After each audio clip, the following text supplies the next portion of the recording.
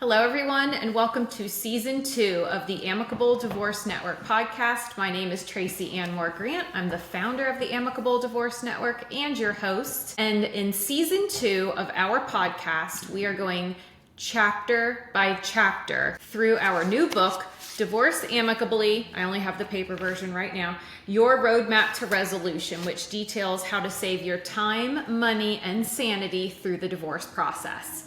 We have brought together 40 different professionals of all different disciplines and areas in the Amicable Divorce Network, and they have written 80 chapters that cover content from beginning to end in your divorce process and covers 3 countries worth of different laws and information that you need.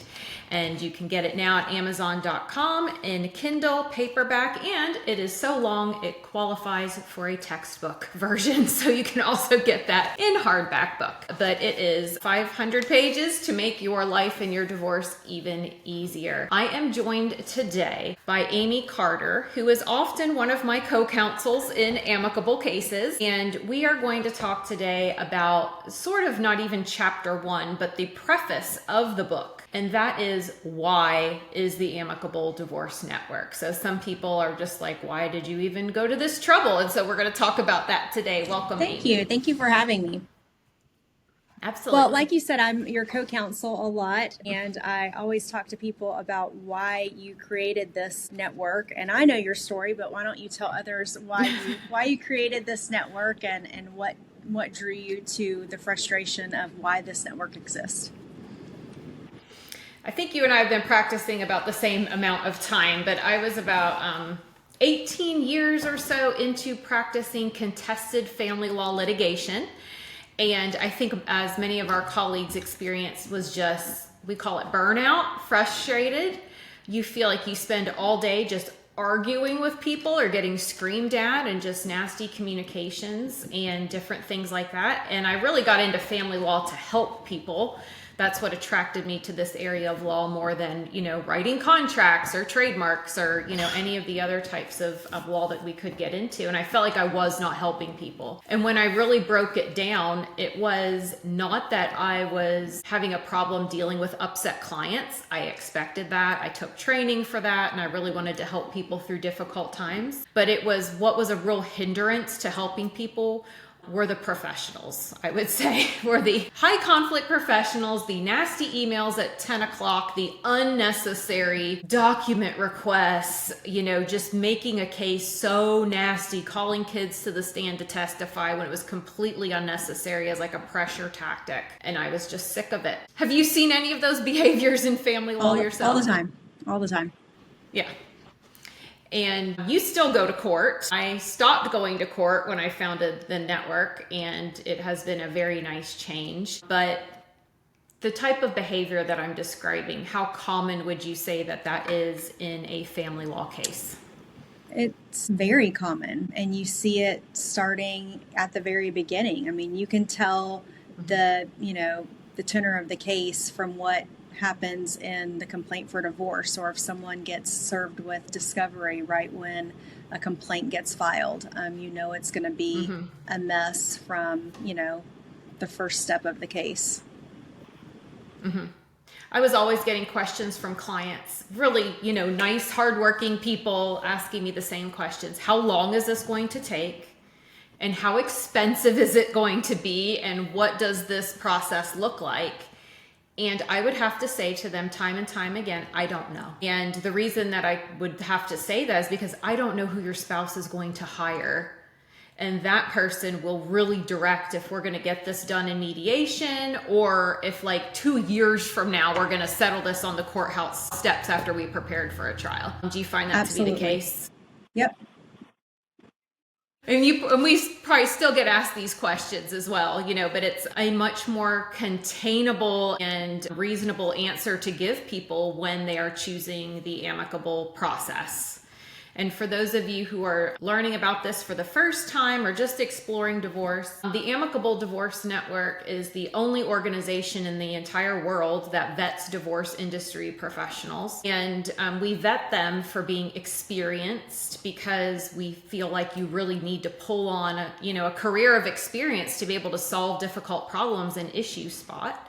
We vet people for being resolution focused, those professionals who aren't high conflict, who are looking at solving a problem and doing what's best for families, and engaging in fair billing practices, which you would think would be standardized or at least monitored by the Bar Association, and it absolutely 100% is not in my experience. And with these 3 vetting criteria, we find that you can really resolve a case because you have a normal professional that you're working with, which I hate to say is sometimes a very rare experience in family law. You're nodding your head, yes. Yeah. It's unfortunately, we have an ethical code as attorneys, and in every state that I've looked at when I do different presentations and meet with members that say, as a lawyer, you are supposed to protect the interest of your client and to do what is best for them.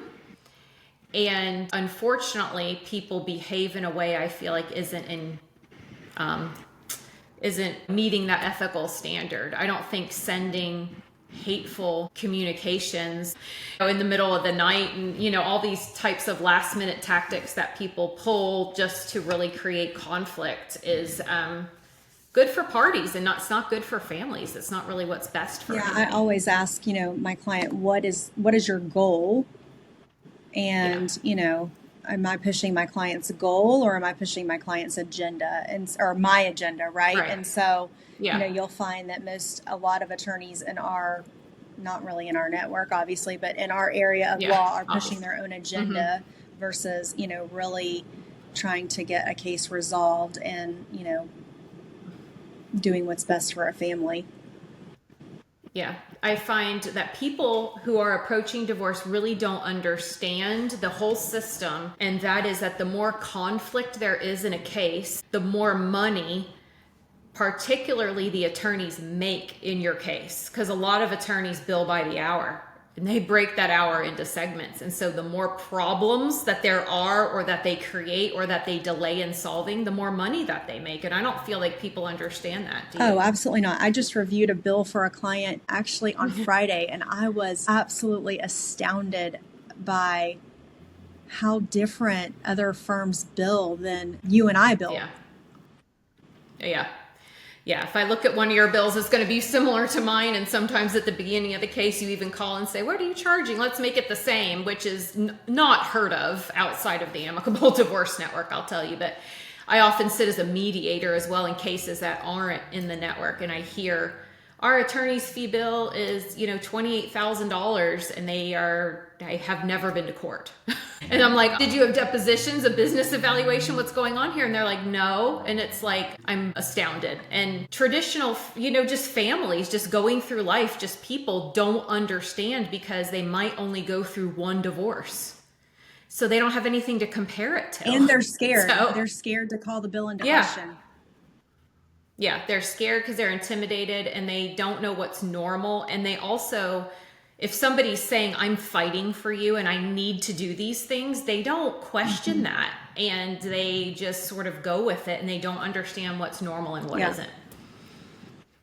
What are, I guess, some of the behaviors that you see from high conflict professionals in family law or people that are running up the bill? People that we do not work with at Amicable Divorce Network. I know the list is probably so long. Definitely like full intense discovery when you don't necessarily need it on every single case. And discovery is asking questions and producing documents. So I would say one of the tactics is like 10 years of documents, 5 to 10 years, and you don't need that. Like we're going to go into a pile of documents and pick out the one that we need, the one that's important. Asking for, maybe a temporary hearing when we don't necessarily need a temporary hearing. Having a mediation and not getting absolutely anything resolved in a mediation, literally, wasting 4 hours of our time. Yeah, and I think something to point out is mediation is different everywhere, but we are both in Georgia, Amy and I, and attorneys attend mediation with the clients, which people in other areas think is very unusual. But I've seen this tactic, and you're a mediator as well, so I'm sure you have seen this, where like we work for 9 hours, attorneys are present, everybody's invested, getting good work done. We even sometimes reach an agreement, and then the high conflict attorney will say, you know what? I just don't think we're ready to sign that agreement today. We're just too tired, too stressed. I think we need to take a break. And it's all down the drain. All that work. And they have billed their hourly rate all day long, you know, and they're going to get that fee.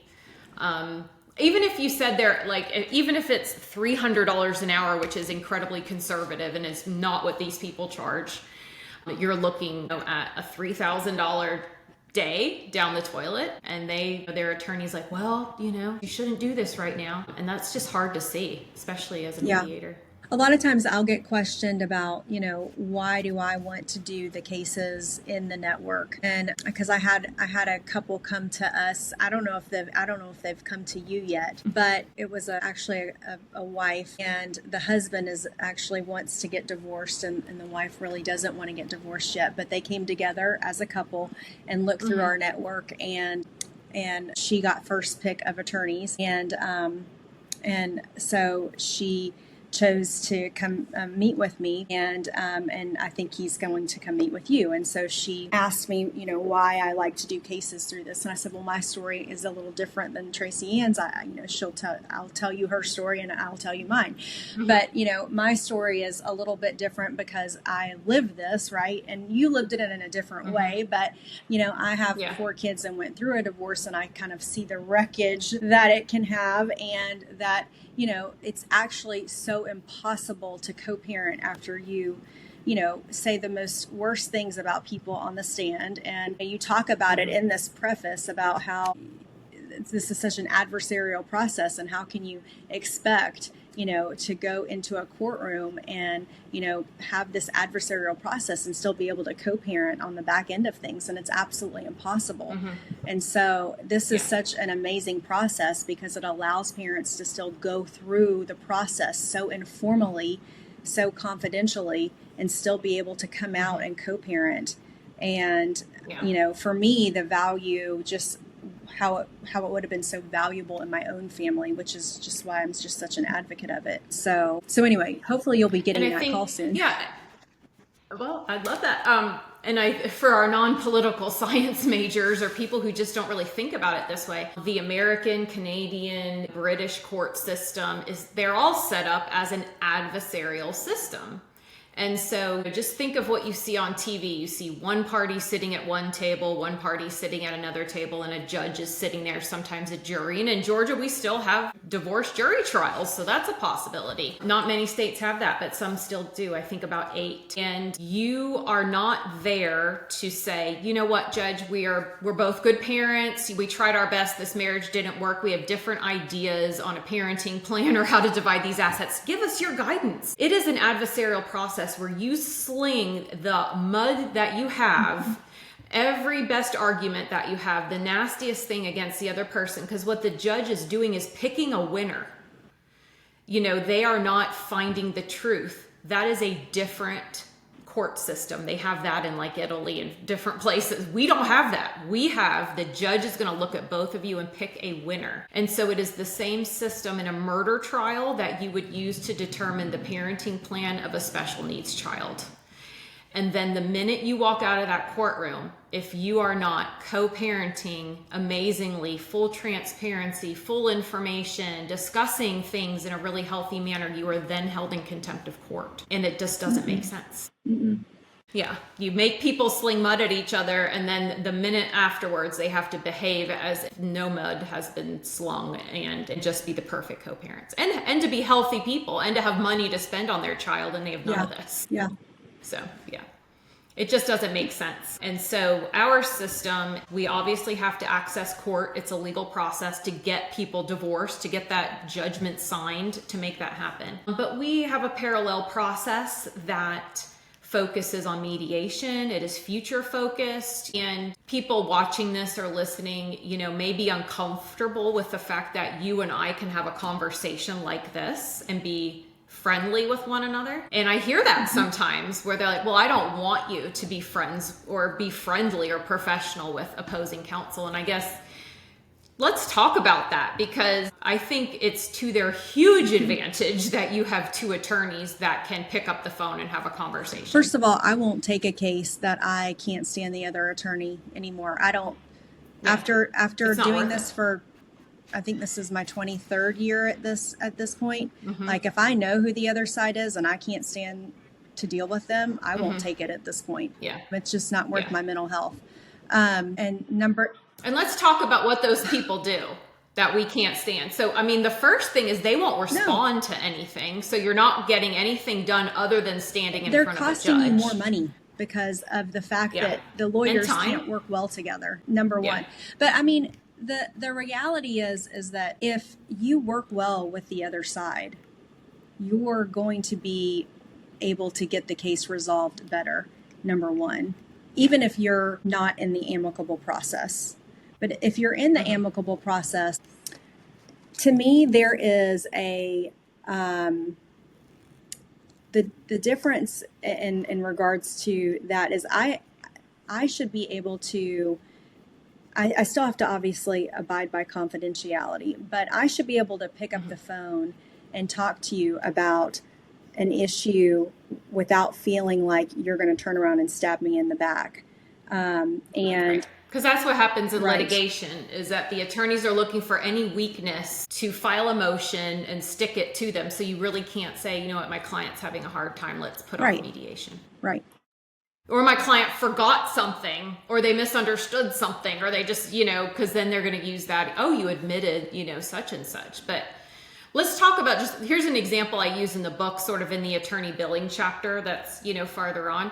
But let's say I had a client who accidentally didn't know, and it's open enrollment for health insurance, and they think, oh, I'm going through a divorce, and they drop their spouse because they're like, I'm going through a divorce, I don't have to cover this person anymore. Now, in the amicable process and in many court systems, until a divorce is final, you can't disrupt somebody's health insurance. So, unmalicious on my client's part, they dropped the other person to open enrollment. Your client calls you and tells you this. Like, let's just walk this through as an example. What would you do?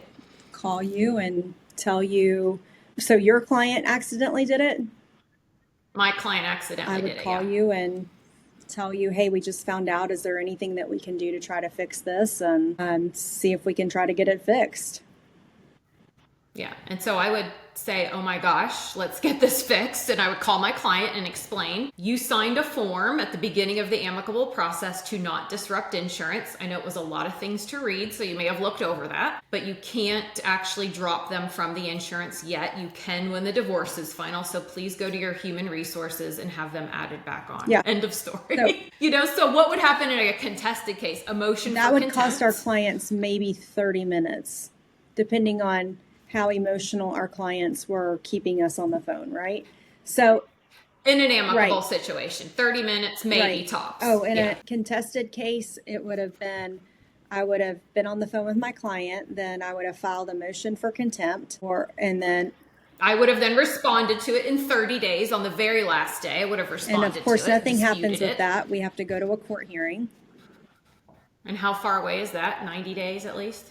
Yeah. At least. And then and then you show up in court and you sit there. And then a judge may hear it. They may pull us back in the court, in their chambers, and may say, y'all go fix this. I mean, it just depends on who we're in front of at that point. Exactly. And you may have sat there for 5 hours. You may have been told to come back on another day and taken off multiple days of work to try to get this settled. So that's just a real life example that I've seen happen in cases where people just, sort of don't understand, but just sort of any difference. Like, I can call my opposing counsel in an amicable case and say, we have a problem that we need to fix, and we use our experience to know what the law is and how a judge would decide an issue to advise our clients on the most practical outcome and, reach that outcome, as opposed to just acting like we have no experience whatsoever and we're not going to work on the problem and we're going to defer everything to the judge in several months, because that doesn't solve anything, but it does line the attorney's pocket with money. And then they can always say, oh, the judge just, they didn't make the right decision, or they just didn't side with us. They can also abdicate responsibility and not act like they knew what the end result was the entire time. I mean, usually these things are pretty clear based on the law of the land. Yeah, I mean, these cases aren't complicated. Once you've done this for a number of years, I can pretty much, you're the same way. I mean, sometimes a judge will surprise you, but 9 times out of 10, you can tell what's going to happen with the case the moment it walks in the door. Yeah, because the court takes facts and they apply the law to that. So a lot of people think as well they're going to have this moment in court where the judge is going to yell at the other party and it's going to be, so gratifying. And I litigated for many years, and that may have happened from time to time, but not super often. Normally a judge is in a hurry.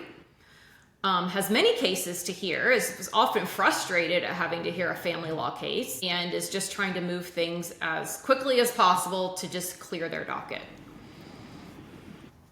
And so people just don't really get that moment. And if they do, they've paid pretty heavily for it by that point, because I would say it takes about a year to have a final hearing, sometimes longer depending on the circumstances, if you have contested custody and different things. Does that sound accurate? I would say longer than a year.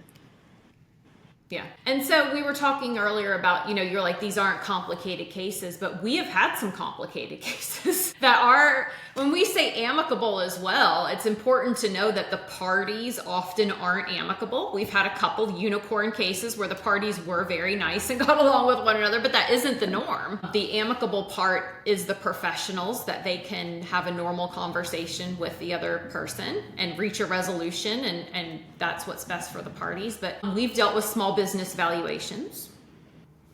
And we have professionals in the network for that. Addiction, mental health. And Amy's just like, yes, all of these things. Infidelity certainly is often common. Complex assets like restricted stock units and, different things like that come up in cases. So I also, want, talk on sort of dispelling the notion that complicated cases can't be solved in the amicable divorce network. I think that they most absolutely can. I mean, we have literally every resource at our fingertips. I mean, that's one of the beauties of our network, is every aspect that a divorce touches. We have all of these financial experts. We have realtors, appraisers, financial evaluators. We have mental health professionals. We have addiction specialists. We literally have every sort of expert imaginable at our fingertips to help us, literally at a phone call away. I mean, they're usually so absolutely, just eager to help and get involved in one of our cases. Often they are faster to, get involved in our network cases than they are in litigation cases. And so, because we're more pleasant and professional to deal with. So, I mean, there isn't a case that, in my opinion, that's too complicated to deal with in our network. I mean, you and I have even dealt with a TPO issue in our network cases.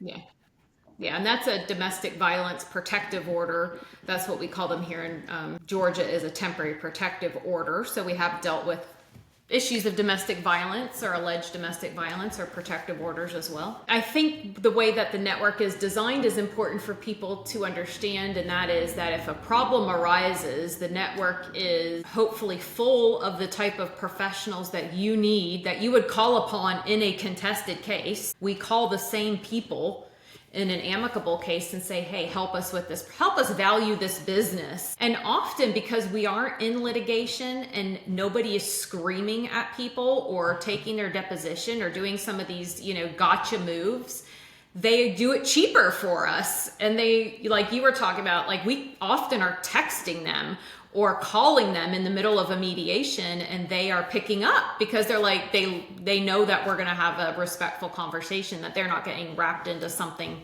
crazy that's going to derail their day. They're going to be working on solutions, and everybody seems to get satisfaction from that. So one of the things that we touched on a little bit, but we vet people for fair billing practices. How important do you think is that for people going through a divorce to know about and to know what that means?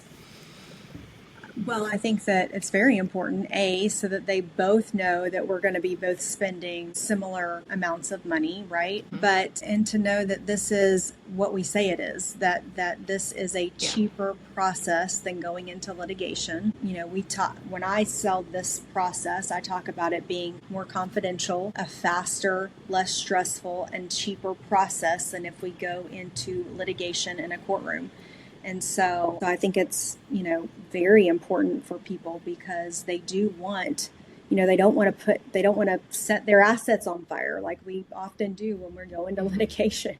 There's a billing model out there that in a consult, the attorney assesses the gross net worth of the family. So let's say they have $100,000 in assets, including equity in the home, 401k, whatever it is. And they are required to bill a third of that. I have not heard that.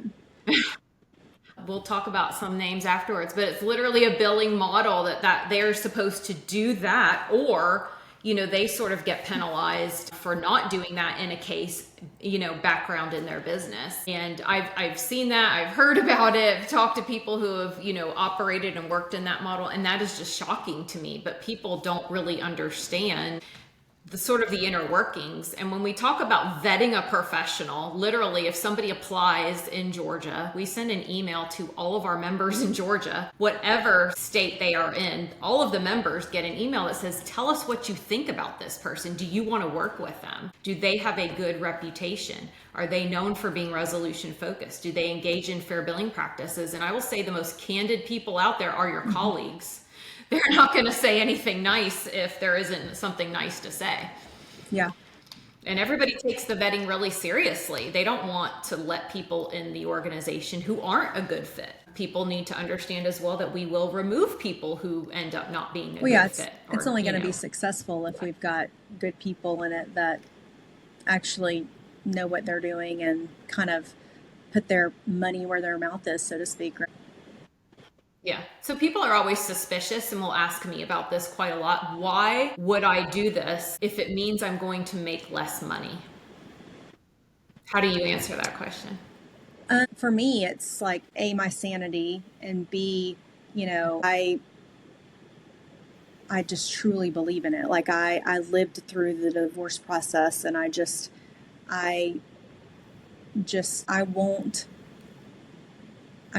don't love the thought of destroying families for the purpose of, if I have a client that truly is doing something that I do not believe, I don't believe in the process that they want to do, I will literally withdraw. If I have For example, I think something we're both probably aligned with is like trying to get young kids to testify in court for one side or the other. I mean, we're both shaking our heads. That's a huge yuck. That will impact children for forever, that they will remember that. Yeah, I'm not a fan of that. Some client, if a client would push that, we would both be like, no, thank you, because you don't want to be a part of that as a professional. We've got professionals involved that can go out there and talk to them for that, Yeah. Exactly. And for me, I guess I would say, and not like to be snotty about it, but I don't really make less money. I actually get to help more people. I can have more clients because I don't spend time sitting in court just waiting around, or preparing. I do mediations. I draft paperwork. I meet with people, and it's just a very different way to practice family law. It's just a very helpful way. I actually feel like I'm being helpful to the family. And a lot of people don't really see that because they have one divorce. So it's so hard sometimes at the end to be like, you just had a great divorce, because they still got a divorce. And they just feel awful. But you just want to be like, I just saved you $30,000 in 6 months and, all these different things. But they're still upset. They still had a divorce. So it's hard for people to know that it was a really good one, right? Yeah, that's true. Yeah, you want to sort of give them a scorecard and be like, look at how great you did. but it just doesn't happen that way. But I would say getting to a final trial, just about everywhere that I've talked to people, takes easily a year, if not 18 months. The average cost that we see is about $30,000 a person for a divorce, but an amicable case, gosh, we're just taking $6,500 a person, Yeah, maybe. maybe. Sometimes you need other experts, sometimes you need a mediation, sometimes you're working through complicated issues, but it's really focused on the solution. What is the actual problem and what do we need to do to solve this problem for these families, and how can we get that done as soon as possible? That's really like our And so first phone call. What are the issues? Yeah. What do we need to do to solve them? Yeah, so it's actually a legal technique, and I didn't understand this. It's called early dispute resolution. And so where you're encouraged in lawsuits, not really in family law.